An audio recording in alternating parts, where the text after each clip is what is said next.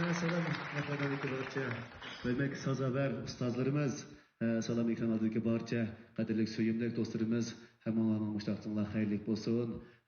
G'oljidan kelgan Akukka qeyrindosh Bilal bilan Jaloliddin sizlarga sig'inishli o'tliq salom. Salam. Rahmat, rahmat. Ballarımız acayip çıraylık bir. Bu işkinler kana olmayna. Birleşip kalsın da bu da yaxşı ya.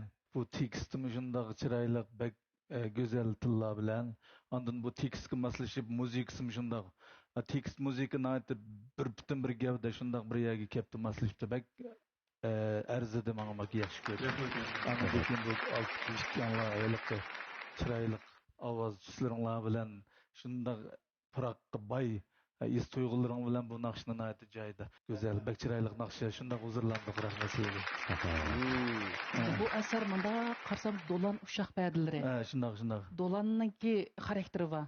Bulama canım Şinjan otellerge berip her uzun yügendim ben. İşte golculuk güzelden o kemedi koş. Sinam ellanlık balladı. Otellik durvaqanda.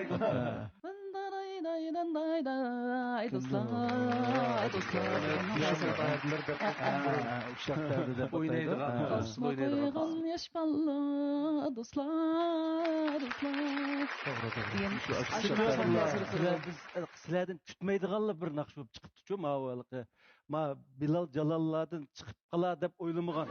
Naqsh endi sizlarning ijodlaringlar bor, biz anglab turmiz. Shundaq meningcha mustaq dadil-chu.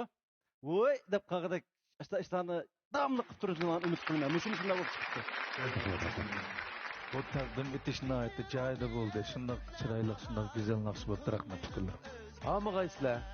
Teximni yaxshi bugungi dimi katta ağlarni ishlaydi deb başında işinimiz biz sizlarga. To'g'ri.